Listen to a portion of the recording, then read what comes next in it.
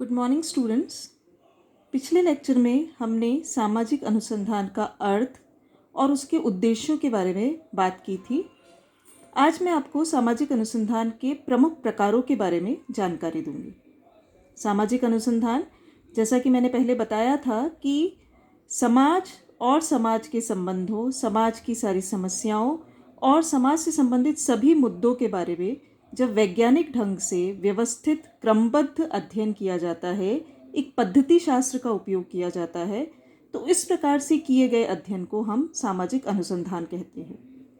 सामाजिक अनुसंधान कई प्रकार का हो सकता है। अलग अलग समाजवेत्ता, समाज के जो विज्ञान के अध्ययन को करने वाले लोग हैं, वो सामाजिक अनुसंधान को अलग अलग प्रकार से करते हैं। तो सामाजिक अनुसंधान के कुछ प्रमुख प्रकार इस प्रकार हैं। सामाजिक अनुसंधान की जब हम बात करते हैं तो पहला है अन्वेषणात्मक शोध।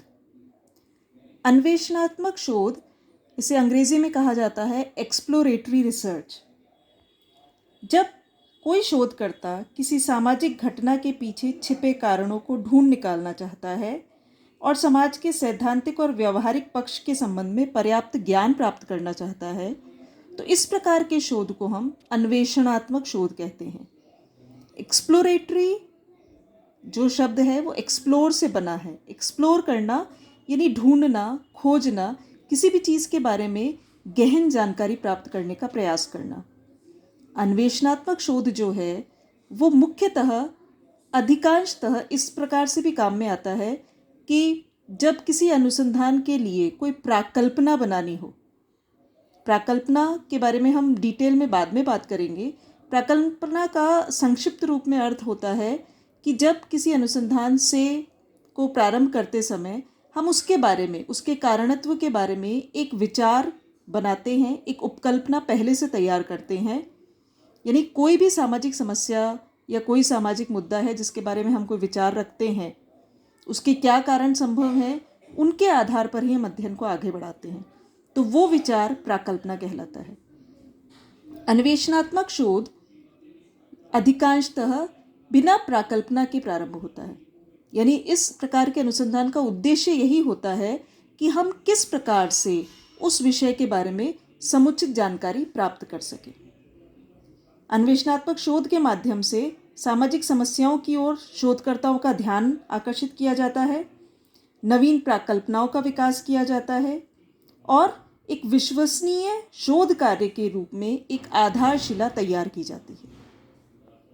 दूसरा है वर्णनात्मक शोध। वर्णनात्मक शोध यानी डिस्क्रिप्टिव रिसर्च जिसे हम कह सकते हैं। ये जो वर्णनात्मक शोध है, इसका उद्देश्य विषय या समस्या के संबंध में यथार्थ या वास्तविक तथ्यों को एकत्रित करके उनके आधार पर एक विवरण प्रस्तुत करना होता है।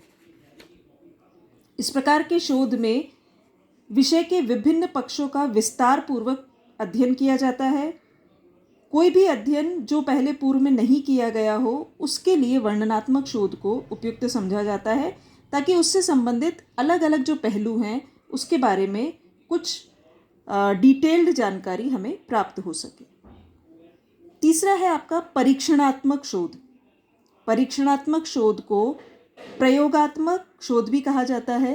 अंग्रेजी में हम इसे कहते हैं एक्सपेरिमेंटल रिसर्च।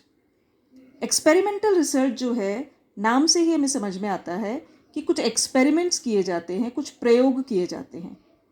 सामान्यतः हम ये मानते हैं कि भौतिक विज्ञानों में, प्राकृतिक विज्ञानों में कुछ चीज़ों को, विषय को कुछ नियंत्रित अवस्था में रखा जाता है और उसका अध्ययन किया जाता है। चाहे वो केमिकल पर बेस्ड रिसर्च हो, चाहे कोई बॉटनिकल रिसर्च हो जिसके अंदर पेड़ पौधों पर अगर कोई एक्सपेरिमेंट करना हो, किसी जीव जंतु पर कोई एक्सपेरिमेंट करना हो।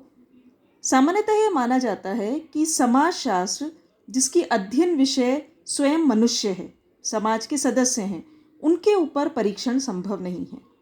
परंतु ऐसा नहीं है।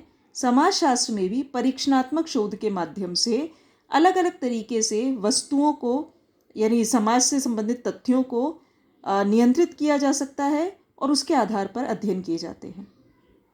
यहाँ 3 प्रकार के प्रमुख शोध होते हैं। पहला होता है पश्चात परीक्षण।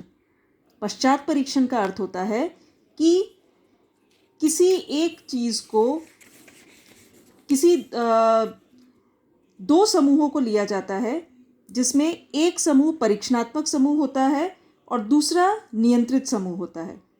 यानी एक समूह की परिस्थितियों में परिवर्तन नहीं किया जाता और दूसरे समूह की परिस्थितियों में परिवर्तन करके देखा जाता है कि उसका नतीजा क्या निकलता है। अगर परिवर्तन की मात्रा बहुत ज़्यादा होती है, परिवर्तन के करने के बाद जो परिणाम निकलते हैं उनमें बहुत चेंज होता है, इसका मतलब दोनों ग्रुप्स में जो सिचुएशंस है वो डिफरेंट है। अगर हम स्टूडेंट्स के एक ग्रुप को एक अलग मेथड से पढ़ाएं और दूसरे ग्रुप को कुछ अलग मेथड से पढ़ाएं और उसके बाद उनका एग्ज़ाम ले, तो जिसका बेटर रिजल्ट आता है तो अपने आप ये पता चल सकता है कि कौन सा मेथड ऑफ स्टडी जो है वो स्टूडेंट्स के लिए बेटर है। तो एक तरीके का परीक्षण है। दूसरा होता है पूर्व पश्चात परीक्षण। इसके अंतर्गत एक ही ग्रुप को सपोज वही स्टूडेंट्स का जो ग्रुप है उसको एक मेथड अप्लाई करने से पहले टेस्ट किया जाता है और पढ़ाई का वो मेथड अप्लाई करने के बाद टेस्ट किया जाता है। तो उसके बाद उनको कंपेयर किया जाता है कि कौन सा मेथड उनके लिए ज़्यादा उचित है। इसी प्रकार तीसरा इसमें होता है कार्यांतर तथ्य परीक्षण। कार्यांतर तथ्य परीक्षण मुख्यतः किसी ऐतिहासिक घटना को समझने के लिए, अतीत की घटनाओं को समझने के लिए किया जाता है। अतीत की घटनाओं को हम दोहरा नहीं सकते, प्राचीन अभिलेखों को हम पढ़ सकते हैं, उन्हें समझ सकते हैं। तो इस अनुसंधान के अंतर्गत प्राचीन अभिलेखों के भिन्न भिन्न पक्षों का तुलनात्मक अध्ययन किया जाता है। इस विधि द्वारा सामान्यतः दो ऐसे समूहों का चुनाव किया जाता है जिनमें से एक समूह जिसका उसे अध्ययन करना है कोई ऐतिहासिक घटना घटित हो चुकी है और दूसरा समूह ऐसा हो सकता है जिसमें वो ऐसी घटना घटित नहीं हुई है। तो दोनों के कार्यशैली में, दोनों की जीवन शैली में, सामाजिक व्यवहारों में क्या अंतर है उसको समझने के लिए इस प्रकार का अध्ययन किया जाता है। शोध का चौथा जो प्रकार है वो है विशुद्ध शोध। विशुद्ध नाम से ही पता चलता है, प्योर रिसर्च, जिसका एकमात्र उद्देश्य है ज्ञान प्राप्त करना। इस प्रकार के शोध कार्य में नीति निर्माण या उपयोगिता का दृष्टिकोण सम्मिलित नहीं होता। इसका उद्देश्य किसी समस्या को हल करना नहीं होता, किन्हीं आवश्यकताओं की पूर्ति करना नहीं होता। इसका एकमात्र उद्देश्य होता है ज्ञान के लिए ज्ञान प्राप्त करना। अर्थात सिर्फ ज्ञान प्राप्ति के उद्देश्य से जो अध्ययन किया जाता है उसे हम विशुद्ध शोध कहते हैं। इसके आधार पर मौलिक सिद्धांतों और नियमों की खोज की जाती है। पांचवा है व्यावहारिक शोध। व्यावहारिक शोध विशुद्ध शोध से बिल्कुल विपरीत है। व्यावहारिक शोध का उद्देश्य ही ज्ञान प्राप्ति इसलिए होता है ताकि उसके माध्यम से हम कुछ समस्याओं का समाधान ढूंढ सकें। इसका उद्देश्य मुख्यतः सामाजिक जीवन के व्यवहारिक पक्ष से है।